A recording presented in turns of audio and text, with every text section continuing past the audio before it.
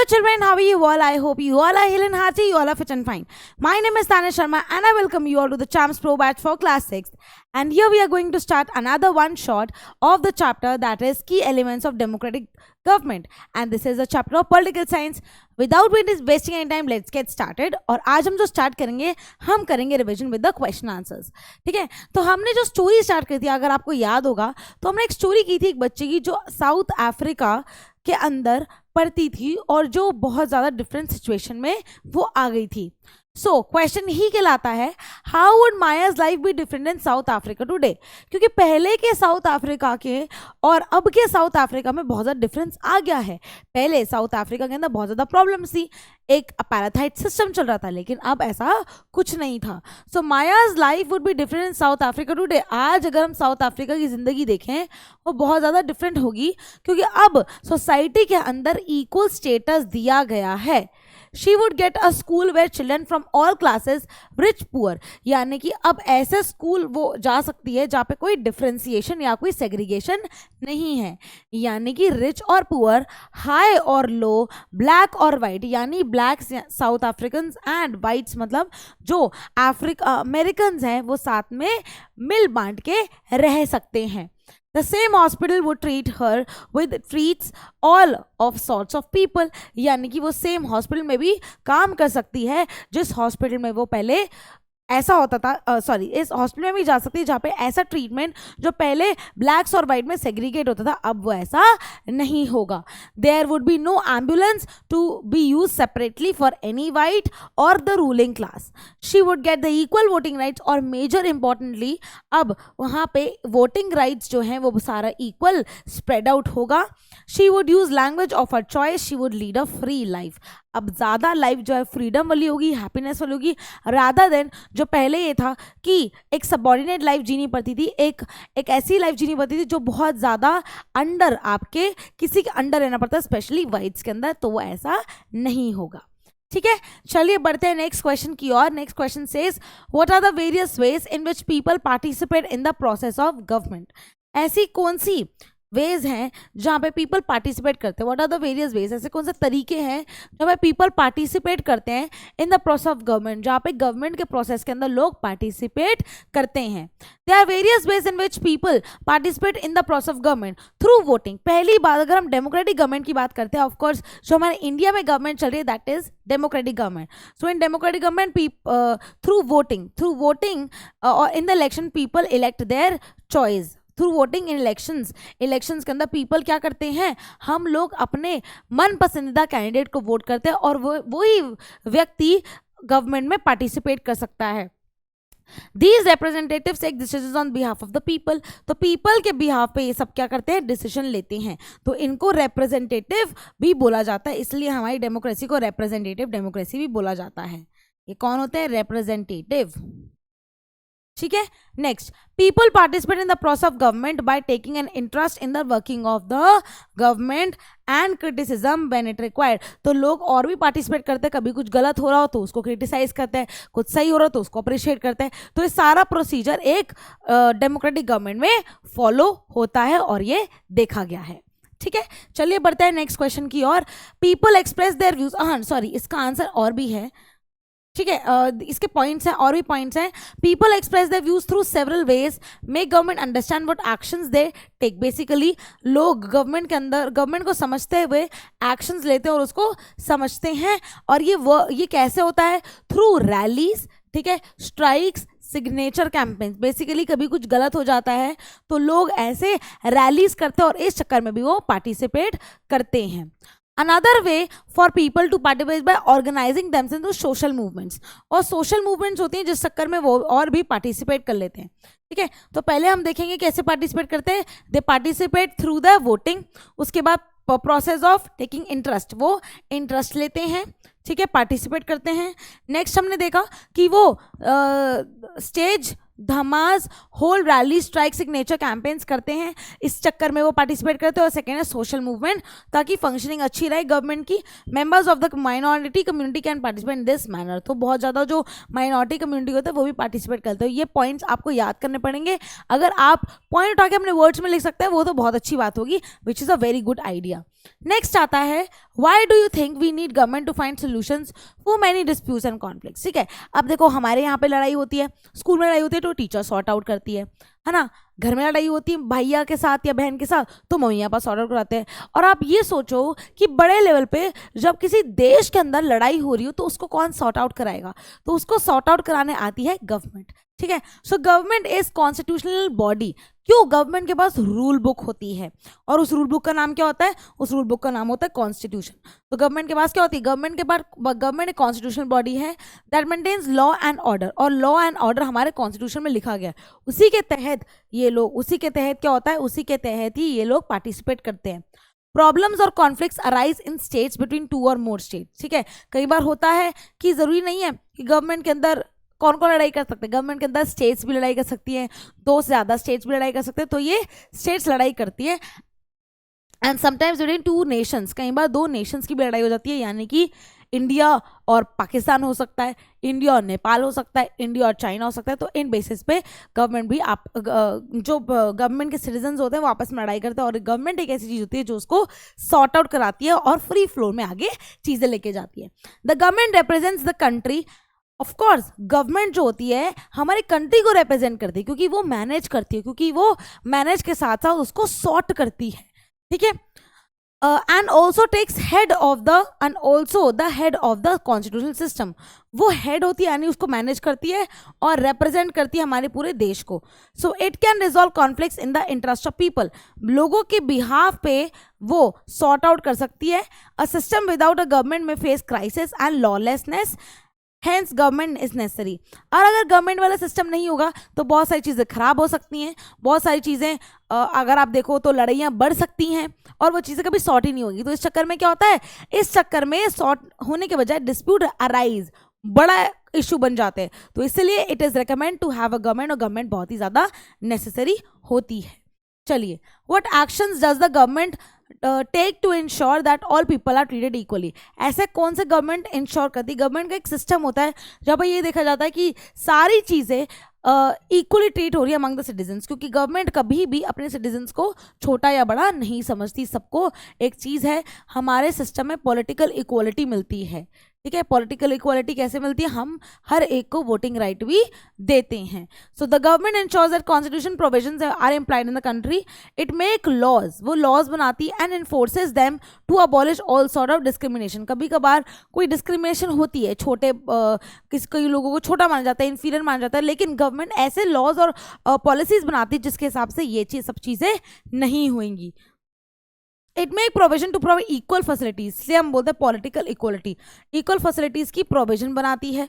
To all class of people, promotion of education, education करती है among the girls and economically backward classes. These are some of the actions, ये government के actions होते हैं जो government लेती है ताकि उनके जो एरिया नेशन के अंदर सिटीजन है वो अच्छे से प्यार से रहें। ठीक है, और इक्वालिटी बनी रहे, और जहाँ पे इक्वालिटी होती है वहाँ पे कोई बड़ा छोटा नहीं होता। ऑब्वियसली हम सब एक बराबर माने जाते हैं in the eyes of law. ठीक है, चलिए आगे बढ़ते हैं with the next question. Read through the chapter and discuss some of the key ideas of democratic government. Make a list. For example, people are equal. ठीक है, तो democratic government में क्या क्या होता है? लोगों को इक्वल माना जाता है, हर इंसान को जस्टिस मिलता है, सारी अपॉर्चुनिटीज हो, इक्वल एजुकेशन की वो पूरी मिलती है।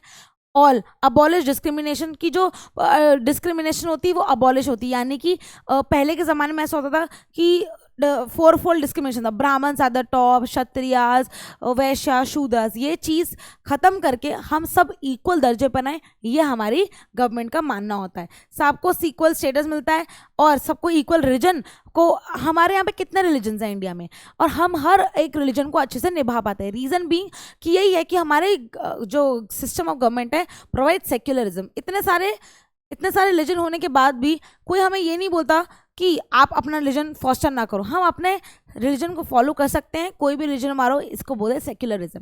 Next is abolition of untouchability. Untouchability को अबॉलिश करती है। पहले ऐसा होता कि नहीं आप शूद्र हो, आप ये नहीं कर सकते, अब ऐसा कुछ नहीं है। ठीक है, तो ये सारी चीज़ें हमें हमारी गवर्नमेंट प्रोवाइड करती है। Choose the correct option to complete the statement. Hector and his classmate wanted to learn their own language. What was their language? तो उनकी लैंग्वेज क्या थी? जुलू।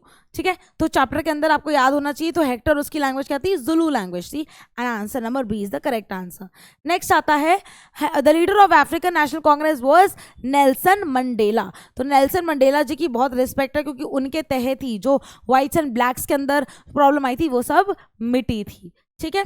नेक्स्ट आता है choose the correct option. In India the government is elected for the period of 5 years. हमारे यहाँ पे हर 5 साल बाद इलेक्शंस होते हैं. ठीक है, जिसको हम बोलते हैं regular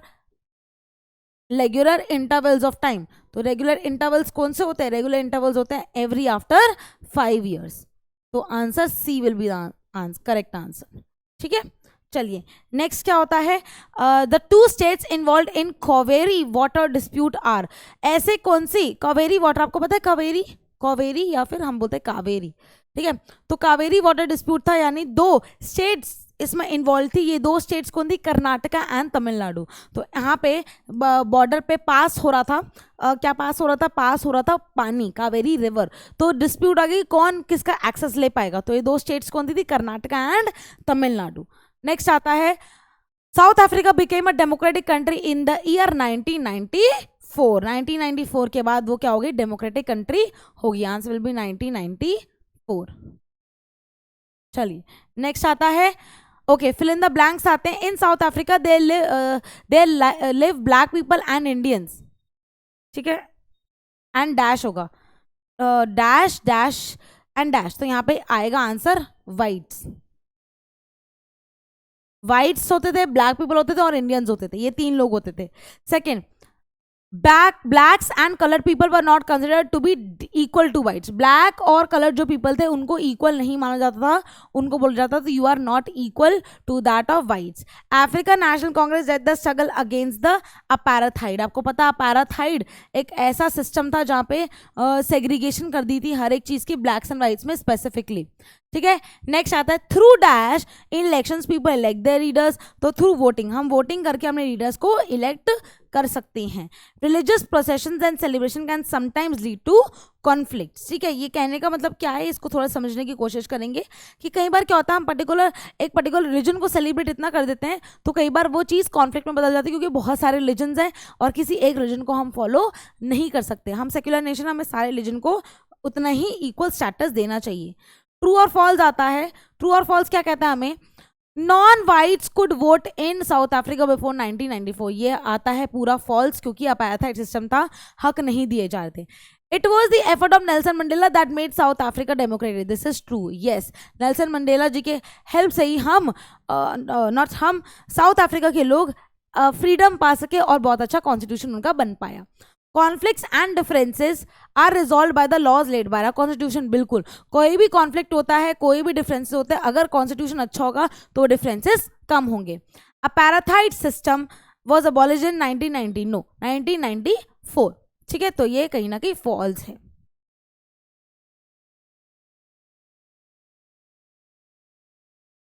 In our system, boys and girls are valued equally. This answer is true. अब पूरा का पूरा वैल्यू होता है. अगर यहाँ पे फॉल्स लिखा है in our society boys and girls are valued equally. देखो पहले की अगर हम बात करें तो answer will be false, but if you talk about now तो आंसर इज ट्रू. पहले में इक्वली नहीं माना जाता था, इसलिए ये चैप्टर आपका पुराना है तो हम यहाँ पे फॉल्स लिखेंगे क्योंकि अभी भी कहीं ना कहीं कुछ ऐसी स्टेट है जहाँ पे वो इक्वल दर्जा नहीं मिलता है. अब हमने माइंडसेट में बना के चलते हैं लेकिन एनसीईआरटी को हमें फॉलो करना है. Answer will be false. ठीक है, नेक्स्ट आते हैं matching skills. Okay, match the items with the given in column A correctly with those in column B. Untouchability is whites. Whites के साथ अनटचेबिलिटी हुई थी, दो बार अनटचेबिलिटी है. Okay okay, so this question अगर मैं देखूं, I will check this question my dear students. मुझे इसमें थोड़ी सी गड़बड़ी लग रही है, एक बार मैं क्वेश्चन चेक करती हूँ. 2 बार अफ्रीकन लिखा है ना.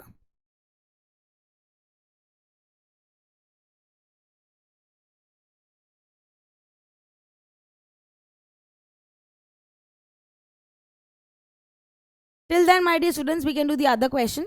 Okay, I will check this question and we'll get back to this question. Very short answer type question. Name the various races that lived in South Africa.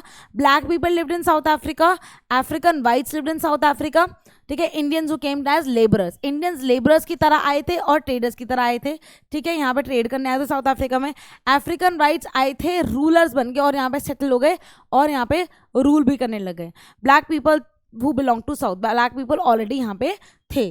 ठीक है, नेक्स्ट आते हैं. What do you mean by apartheid? Apartheid एक separation, apartheid का मतलब होता है एक separation on people on the base of the race and apartheid laws. Apartheid means separation of the people on the base of their races. ठीक है, और basis of their skin colour, on the basis of their skin colour. ठीक है, और apartheid laws ये बहुत ज्यादा इस चीज को ऊपर रखते हैं. ओके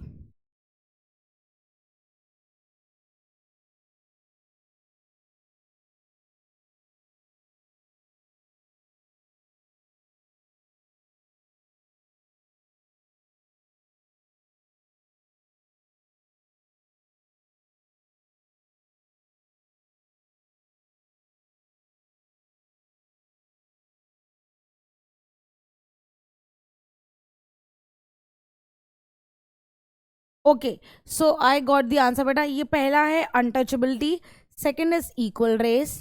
ठीक है, I will correct it.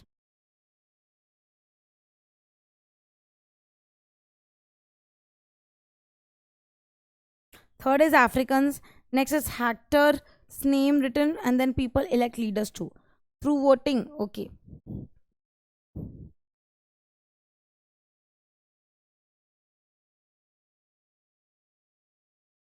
Through voting, black, Dr. B.R. Ambedkar, whites. Okay. Okay, now let's write this. Because of course matching है तो ढंग से करना है. Through voting.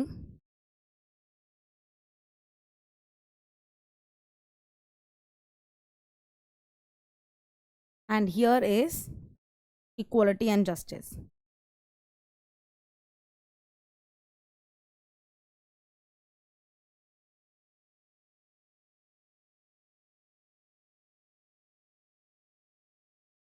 ओके, ठीक है. I hope now it is pretty much clear. तो पहला आता है आपका untouchability. Untouchability is of course whites ने शुरू की, sorry doctor B R Ambedkar ने वाइट्स को, डॉक्टर बी आर अम्बेडकर ने अनटचेबिलिटी को हटाया था. So first is answer C, 1C.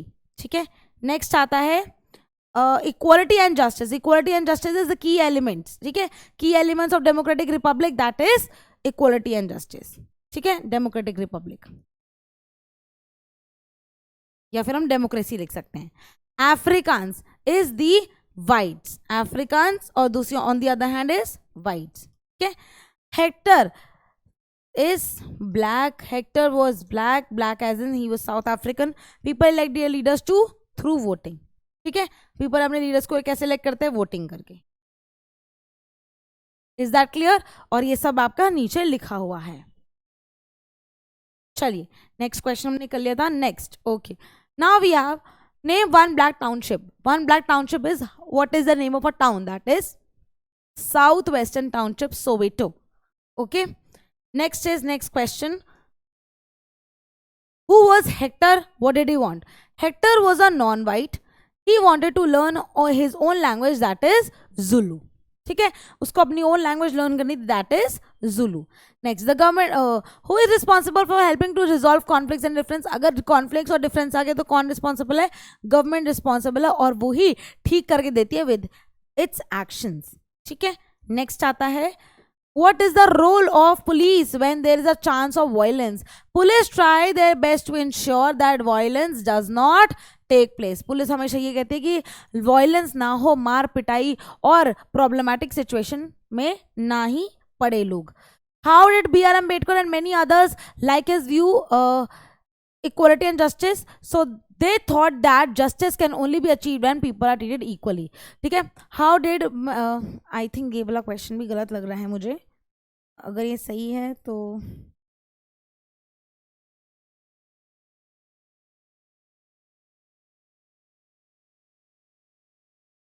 Okay, वो कह रहे हैं कि how did doctor B R Ambedkar and many others like his view, किसी और ने इनके व्यूज को कैसे एक्सेप्ट किया? They thought that justice can only be achieved when people are treated equally.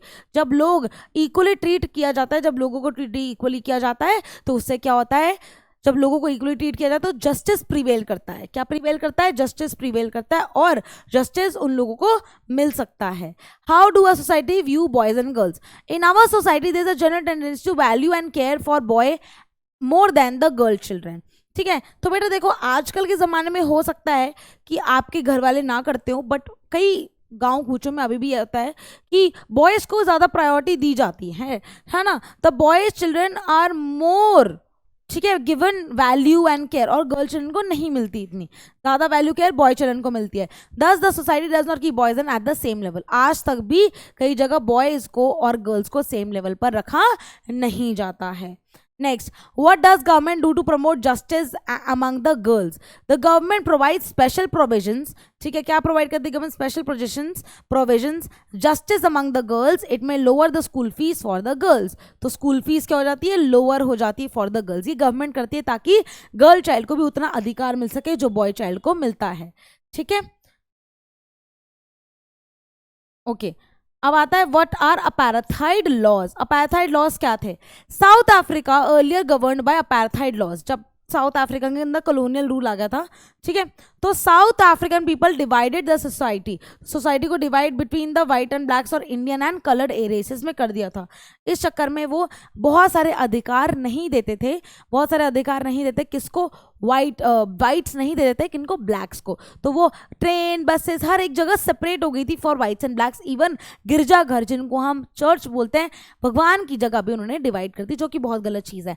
According to apartheid laws these races were not allowed to mingle with each other. Mingle यानी वो आपस में बात भी नहीं कर सकते थे।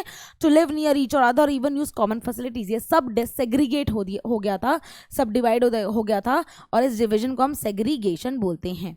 इस डिवीजन को हम क्या बोलते हैं? सेग्रीगेशन बोलते हैं। नेक्स्ट आता है what happened to Hector and his classmates, why did that happen? Hector and his classmate के साथ बहुत ही बुरा हुआ because they wanted non whites luring in one black town because they were non whites. ठीक है, क्या हुआ था? वो नॉन वाइट्स थे, ब्लैक्स थे, और वो वाइट्स के टाउन पे ल्योरिंग कर रहे थे। ल्योरिंग का मतलब घूम रहे थे। ठीक है, नेम सोविटो। सोविटो एक ब्लैक टाउनशिप है, ठीक है, name सोविटो। Were non-whites in one black township named Soweto were being forced to learn one language of whites. वो whites की लैंग्वेज को उनके ऊपर क्या बोला जाता था कि आप whites की लैंग्वेज को क्या करो? whites की लैंग्वेज को whites की लैंग्वेज को पढ़ो। और whites की लैंग्वेज कौन थी? ठीक है, whites Africans, that is Africans. But they wanted to learn their own language. उनको own language पढ़ना था, Zulu, and joined the protest against the learning the Africans language in the school. The South African police beat up the protesters. उन्होंने उनको beat किया, मतलब मारा ruthlessly and shot at the crowd. उनको गोली से मार दिया। One of the bullets killed Hector. और एक बुलेट हेक्टर के सीने पे लगी और वो मर गया। तो प्रोटेस्ट की उसके अंदर वो मर गया और जो बुलेट थी उसके ऊपर लग गई। और पुलिस ने क्या किया? पुलिस ने चाहा कि हम इसको ठीक कर सकते हैं, बट वो गोलियां चल गई थी और हेक्टर की इसमें जान चली गई। ठीक है, नेक्स्ट आता है हमारा नेक्स्ट क्वेश्चन। कहाँ गया? Okay, right a short note on the African National Congress. African National Congress एक पॉलिटिकल पार्टी थी जिसने हेल्प किया। ठीक है, क्या थी? ये पॉलिटिकल पार्टी थी, और इस पॉलिटिकल के तहत बहुत ज़्यादा मदद मिली। ठीक है, और इस पॉलिटिकल पार्टी ने स्ट्रगल किया against the system of apartheid. Struggle against the system of apartheid, बहुत लड़ाई की। Doctor Nelson Mandela was there leader, बहुत अच्छे लीडर थे, और इन्हीं की मदद से ये जेल भी गए। इनके चक्कर में ये जेल भी गए, और उनके लीडरशिप के चक्कर में ये बाकी लोगों को फ्रीडम और बाकी लोगों को सेम लेवल पे लेकर आए। He fought the apartheid system for several years. Finally, this system was abolished in 1994. 1994 में सिस्टम अबॉलिश हो चुका था।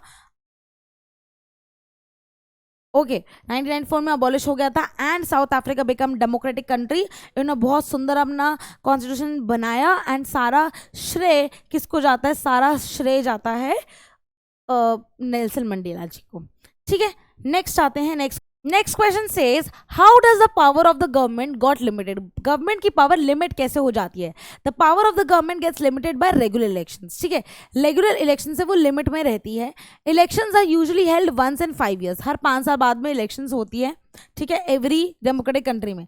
Once elected government can stay in power only for that period, ठीक है, एक बार अगर गवर्नमेंट इलेक्ट होगी वो 5 साल तक वैसे ही रूल करती है। If they want to continue to be in the power then they have to be reelected, तो वो वापस वो लोगों के ऊपर है कि उनको री इलेक्ट करें ना करें।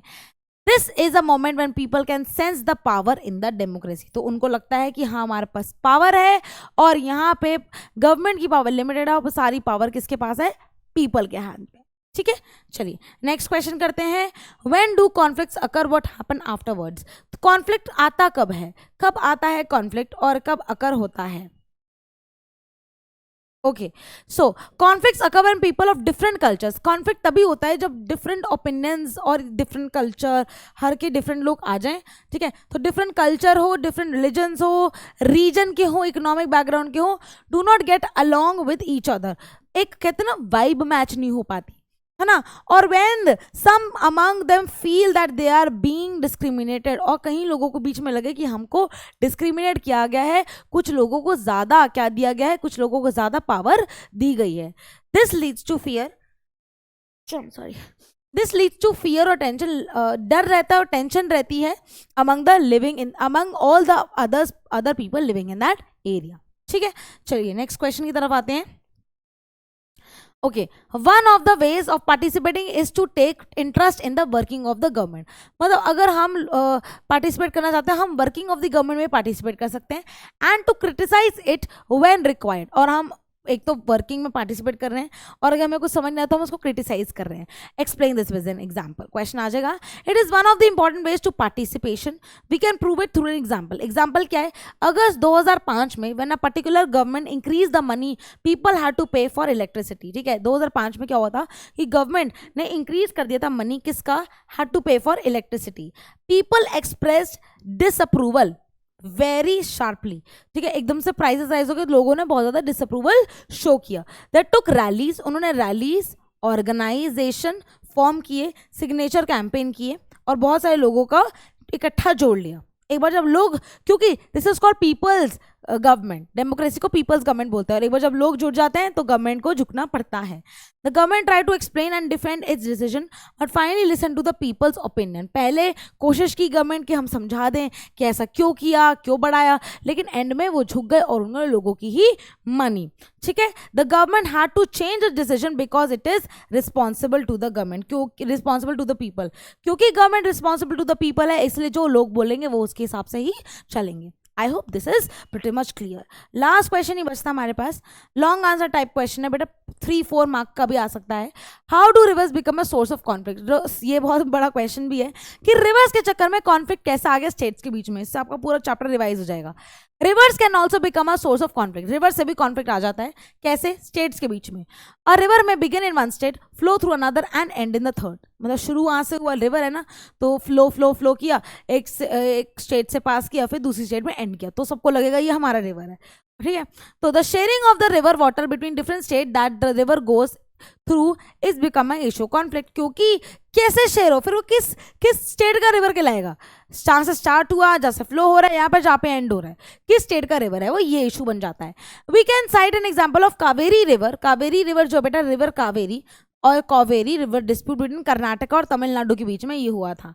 ठीक है, the water stored in Krishna Sagar dam in Karnataka, Karnataka के अंदर वो कृष्णा सागर डैम के अंदर स्टोर्ड है और इरिगेशन के इस्तेमाल के लिए आता है बहुत सारे डिस्ट्रिक्ट, और मीटिंग के नीड्स के लिए आता है बेंगलोर के। The water stored in Mettur dam in Tamil Nadu is use for crops grown in the delta region, तो बेसिकली दोनों उसका इस्तेमाल कर रहे हैं, चाहे वो तमिलनाडु हो चाहे वो कर्नाटका। ठीक है, अब कॉन्फ्लिक्ट अराइज कब होता है, because both dams are on the same river, दोनों डैम का कॉमन पॉइंट एक ही रिवर है, that is Kaveri. The downstream dam is Tamil Nadu, नीचे तमिलनाडु पड़ता है, and can only be filled the water is release from the upstream, upstream ऊपर Karnataka release करके तभी तमिलनाडु के पास आएगा ना, क्योंकि डैम में स्टोर्ड है water, one located in Karnataka. Therefore both the states can't get as much water as they need for the people in the state, दोनों को पानी चाहिए, और कहाँ से पानी आएगा, जब वो ऊपर से रिलीज करेगा तभी आएगा। अब ऊपर कौन है, ऊपर है हमारा डाउनस्ट्रीम तमिलनाडु, ऊपर है Karnataka. This lead to conflict, now it is job of the central government to step in it. अब किसकी जॉब है ये, फाइनली जॉब होती है कहेंगे सेंट्रल गवर्नमेंट की, ठीक है, जो पूरे नेशन की गवर्नमेंट होती है, जो जिनको हम इलेक्ट करते हैं, और इस फेयर डिस्ट्रीब्यूशन को वर्कआउट करें दोनों स्टेट्स के अंदर। ये बहुत बड़ा है, इसको अपने वर्ड्स में भी लिख सकते हो, बट येस कोशिश करो कि आपको स्टोरी समझ आए और अपने वर्ड्स में लिखो, चाहे आप लर्न करके लिखो, दैट इज ऑन यू। और इसके तहत हम पूरा अपना चैप्टर रिवाइज कर चुके हैं। आई होप आपको ये सीरीज समझ आ रही होगी। बहुत ही जल्द हमारे चैप्टर्स कंप्लीट हो जाएंगे and yes we are very grateful कि हमें लास्ट टाइम रिवीजन करने का भी मौका मिल रहा है। Alright, bye bye children, see you next time. इसके फ्री नोट्स आपको PW ऐप पे मिल जाएंगे, that is free of cost. और इसके अलावा अगर आपको ये पूरा लेक्चर भी देखना है, ये भी आपको free of cost PW app पे मिल जाएगा। Alright, bye bye children, see you next time.